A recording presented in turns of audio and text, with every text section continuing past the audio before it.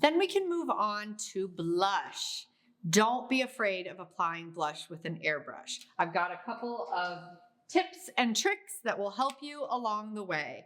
I'm going to use True Blush on my model today, testing it on my hand first to make sure.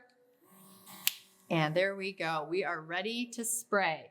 With blush, it has never been more important to remember where the air is blowing is where the product is going.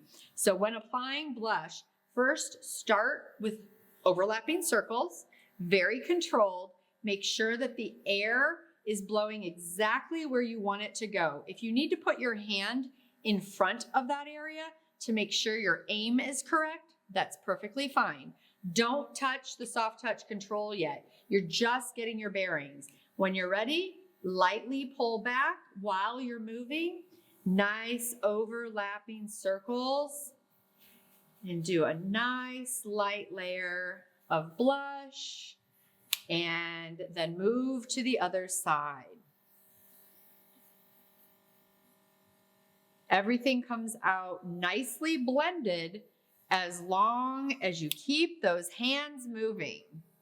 Now, if you want something a little bit more intense, go ahead and add another layer. That's how we get these colors to pop, building it layer by layer.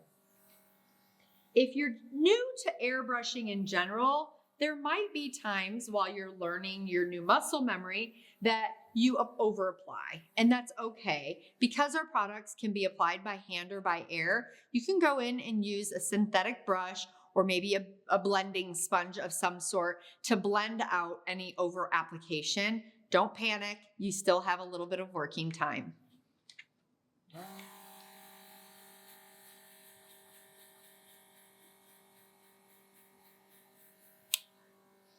And you just build until you like where you're at with your intensity level.